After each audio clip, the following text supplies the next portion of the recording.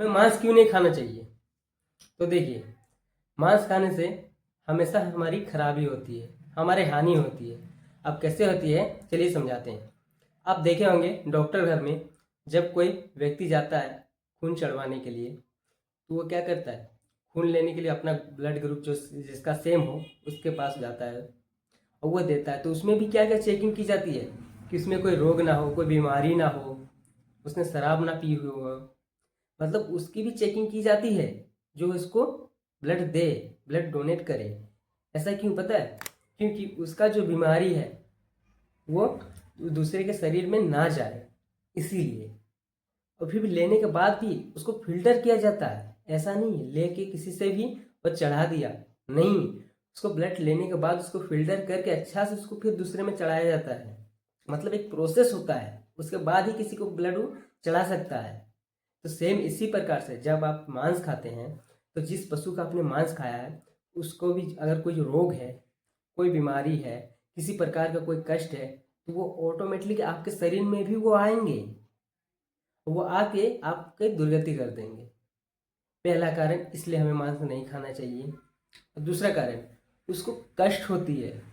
उसको कष्ट जब होती है तो ज़रा सोचिए, आपको अगर रास्ते पे चल रहे हैं आप, किसी ने आपको मार दिया, तो आप भले उससे ना लड़ सके, आपके पास अगर इतनी क्षमता नहीं है कि उससे लड़ सके हम, फिर भी आप भगवान को अवश्य बोलिएगा कि इसका भी अमंगल हो, इसने जैसे हमको मारा उससे भी इसका कोई मारे, ऐसे करके बोलिएगा। तो सेम उसी प्रकार पशु भी तो बोलता होगा कि ये मुझे काटा आज, इसको भी कोई काटे, इसको भी कोई मारे, इसको भी कोई ऐसे ही तकलीफ पहुंचाए। तो इसी कारण से हमें मांस नहीं खाना चाहिए। और मांस के खाने के अलावा भी भोजन है जो हम खा सकते हैं। ऐसा नहीं कि सिर्फ मांस ही खाना पड़ेगा, नहीं, आप दूसरा कुछ आइटम खा सकते हैं। आप बहुत प्रकार के व्यंजन का बना के आप खा सकते हैं। ऐसा जरूरी नहीं है कि आप मांस ही खाना होगा। मांस राक्षसियों का है, राक्षस का है, असुरी जो है वो खाते हैं, हम लोग नहीं। तो मांस मत खाइए। फालतू का किसी के ऊपर का रोग अपने ऊपर ना ले। आजकल आप देखते होंगे कि हॉस्पिटल में कितने लोग एडमिट रहते हैं, कितने नाना प्रकार के रोग होते हैं। किस लिए होते हैं? इसलिए होते हैं क्योंकि जिस जिस पशु का उसने मांस खाया, उस पशु में भी वो बीमारी थी। उसके बाद उसने खा लिया तो उसके भीतर वो प्रवेश कर गई बीमारी। अब वो जाके हॉस्पिटल के चक्कर लगा रहा है, पैसे के ऊपर पैसा खर्चा कर रहा है। देखिए, मांस अगर खाइएगा तो उसका हाई भी आपको मिलेगा और आपका दुर्गति भी वहीं से स्टार्ट हो जाएगी। इसलिए मांस मत खाइए, समझे।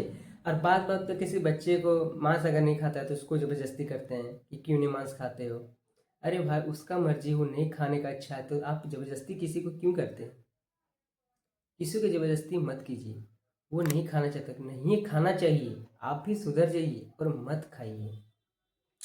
तो आई होप आप लोग समझ गए होंगे मांस खाना कितना पाप है और क्या होती है मांस खाने से।